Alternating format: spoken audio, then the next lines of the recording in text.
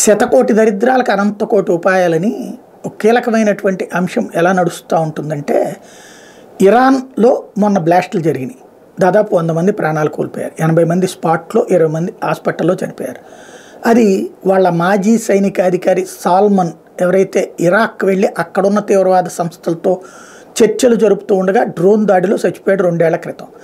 అతనికి సంఘటితంగా అంటూ ఉద్యమం ఊరేగింపు చేస్తూ ఉండగా జరిగినటువంటి పేలుళ్లలో ఈ 100-120 మంది దాకా గాయపడటం, ఫైనల్గా 80 శవాలు అయితే తేలిని స్పాట్తోనే, తర్వాత ఒక 20 మంది ఆసుపత్రిలో చనిపోయారు. ఆ పెద్ద ఘాతుకానికి కారణం ఎవరు అంటే ISIS మేమే చంపామని ప్రకటింది. ISIS ఇస్లామిక్ రాజ్యమే కావాలి, ఇరాన్కి ఇస్లామిక్ రాజ్యమే కావాలి, ఆ సాల్మన్కి ఇస్లామిక్ రాజ్యమే కావాలి.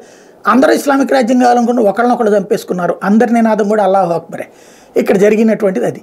అయితే దాన్ని ఇరాన్ ఏం చేసింది, తెలివిగా తప్పించి, అంటే తన దేశంలో ISIS చేసింది అన్నటువంటి తెలుసు, ISIS చెప్పింది కూడా. అయితే దాన్ని మేము ఒప్పుకోవట్లేదు, ఇజ్రాయెల్ ఇట్లా చేసి ఉంటుంది, ఆ పేరు చెప్తోంది, ISIS పేరు వాడుతోంది, మాకు తెలిసిన సమాచారం మేరకు అట్లాంటిది కాదంటూ ప్రకటించింది. బట్ అమెరికా సాంకేతిక సమాచార సహకారంతో చూపించింది. ఇజ్రాయెల్ మీద ఇజ్రాయెల్ అంటున్నా సరే, ఇరాన్ మీద దాడికి సంబంధించి వాళ్ళల్లో వాళ్ళ కమ్యూనికేషన్ జరిగినాయి. ఎవరు తీవ్రవాదుల మధ్యన, ISIS తీవ్రవాదుల మధ్య ఆ కమ్యూనికేషన్ మొత్తాన్ని వాళ్ళు హ్యాక్ చేశారు.